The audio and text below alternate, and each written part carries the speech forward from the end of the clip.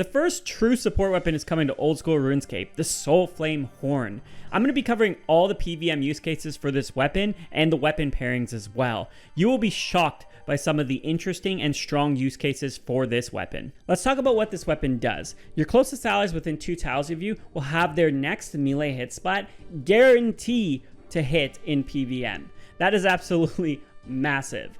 Now, it is only a 2-tile radius. That does seem kind of small, but if you actually look here, it's a 5x5. So while it's not like a 10x10 large area, it's still big enough that you should be able to get your allies, but it is going to require some communication or some skill expression on your part to make sure you're popping this at the right time. This special attack will cost 25% per ally affected.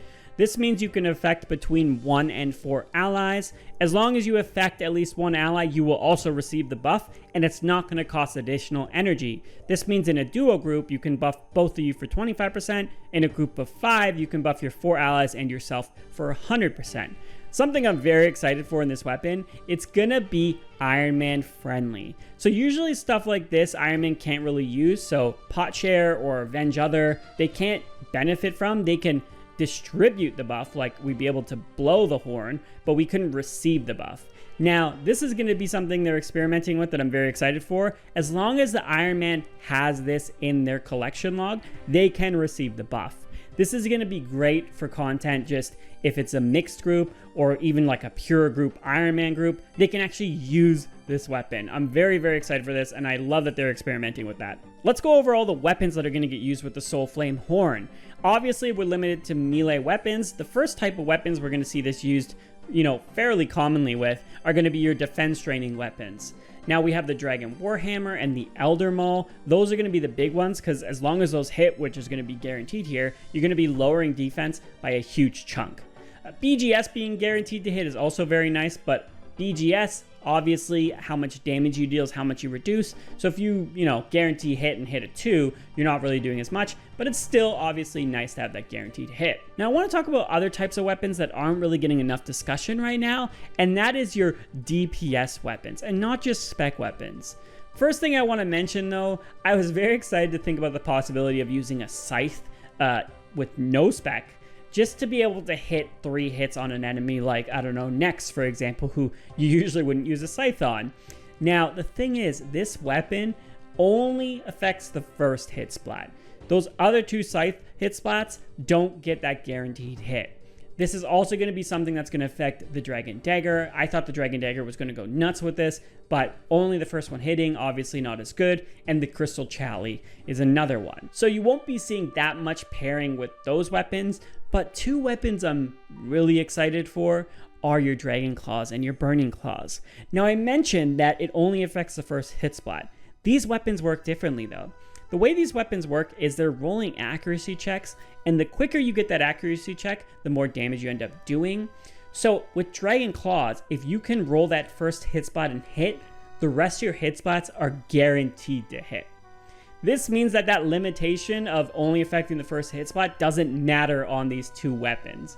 This is going to make Dragon Claws and Burning Claws very strong in some content, and in some ways it's going to make Voidwaker a little bit weaker because you're going to be able to hit enemies that you wouldn't typically hit with Dragon Claws or Burning Claws. The Din's Bulwark is an interesting one. It might not work with this weapon because it might only affect 1 hit spot, but if it affects all the hit spots, there's some interesting potential uses there, being able to hit everything in a room regardless of their defense. I'll give one example a little bit later, but I do want to bring that weapon up. Now, the ZGS is interesting for being able to automatically freeze something no matter what. Big use case for that later in the video. And then the other type of weapons I want to talk about are the ones that just have really high strength bonus that aren't using a spec most of the time. The Soul Reaper Axe is one of them. Now, you could use the Soul Reaper Axe spec as well. Guaranteed to hit there. The Elder Maul, the Noxious Halberd, those have really high base strength where maybe there's going to be cases where you might just put that on for a really big chance for a really big hit.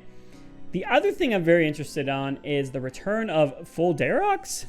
I could see some cases, maybe in speedrunning, maybe even because it's actually decent, to put on full Darox, blow the horn, and potentially hit a boss for 100 without using any spec whatsoever.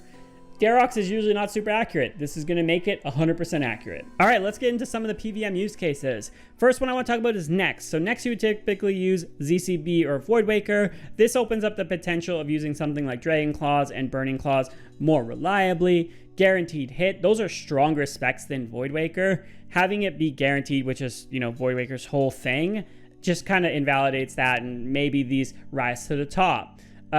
Maybe there's some funny use cases here with Darox as well, again being able to smack the boss for high number, or some of the other weapons to hit the boss for high number. I think Bandos this could be fairly popular at to, you know, you can either freeze Bandos or you can lower its defense. This is, you know, most people probably solo Bandos at this point, but I did want to bring this up.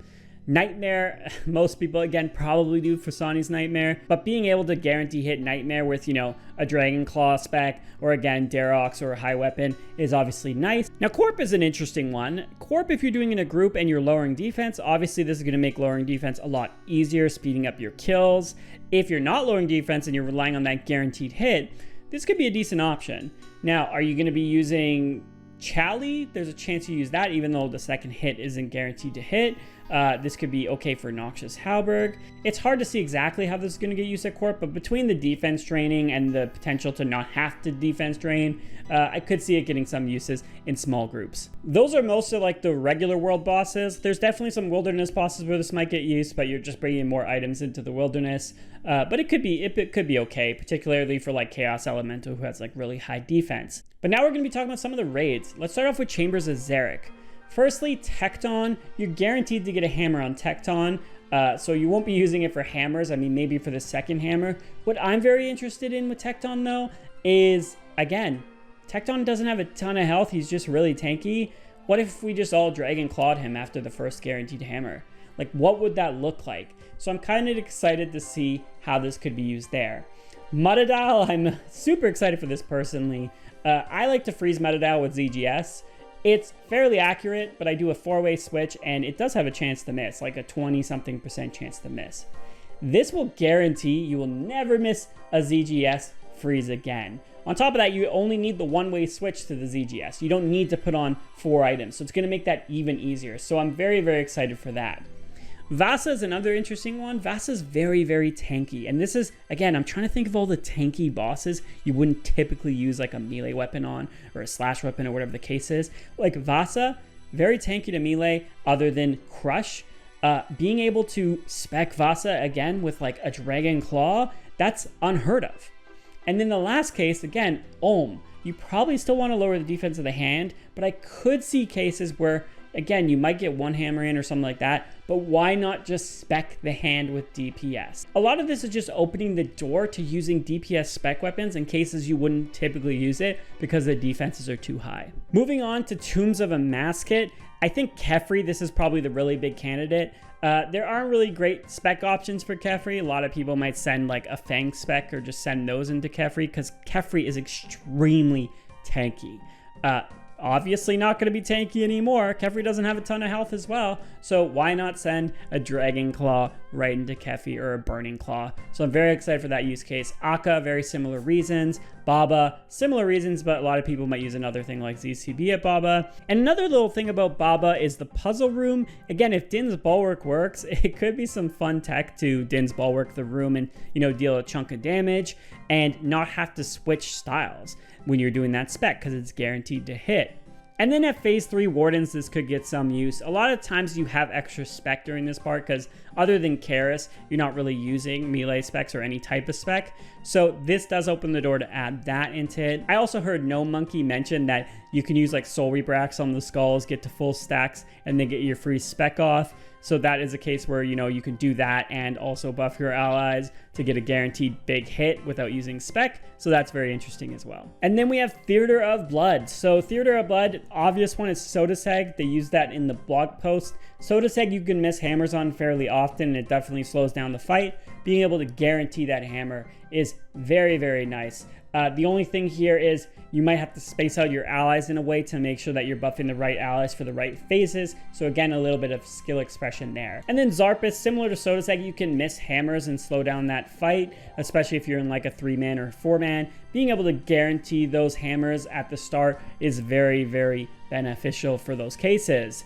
You could also potentially use this near the end of the fight to, you know, hit a big claw spec again. Once again, we don't really want to use Chally here because Chally, the second hit isn't guaranteed. Verzik, I think this could get some use for P2, particularly when you're in the red crab phase and you want to skip reds. Being able to buff your team so everybody can hit like a big spec on the boss could make the difference and speed up the room. There could be some use for P3 and rage phase, but Verzik isn't too tanky for this part, so most of the time I think it's probably better to just send your specs. Reason being, yeah, the guarantee is nice, but you have to keep in mind that whoever is using the horn, they're not going to be able to spec, or at least spec as much as everybody else. So you're losing their DPS. So you need to factor in if everybody having a guaranteed hit and then being able to guarantee hit with whatever weapon they have is worth the trade-off if the defense of the monster is already fairly low. Those are all the core PVM use cases for this weapon. It really boils down to a few encounters and then raids. You'd be surprised how many bosses in this game are pretty much full solo bosses or instant solo bosses. There really aren't that much group boss opportunities, so I'm very excited that more of those are coming into the game. Lightbearer is going to be interesting to use with this horn because the person using the horn is likely going to have less spec than everybody else. This can help them catch up, although there's some content like, you know, TOB where you're going to get your spec back after every room, so it's going to depend on case-by-case basis. Voidwaker is interesting. It does feel weaker, but keep in mind there's a lot of content that's still solo, and even some group content that you do solo, like Chambers of Xeric or TOA. A lot of people prefer Chambers of Xeric solo, for example, because it's more efficient. You're still going to use Voidwaker potentially as an option there. I actually do like that this horn makes group content more attractive so that it's more comparable to solo content. The other thing is this does require the skill. You're not always going to get the perfect horn off. You could miss the horn or something like that. It requires a lot of effort. So Voidwaker can be a lot more comfy in some cases like Nex instead of getting your team to group perfectly for the horn. And then you have to factor in the fact that the person blowing the horn is losing out DPS. So there's some math to be done if it's easier to just have an extra 2 Voidwaker specs, or if it's worth it to have the horn to buff everybody else. One thing I want to talk about with raids and PVM in general is contribution. It's one of my concerns for this weapon.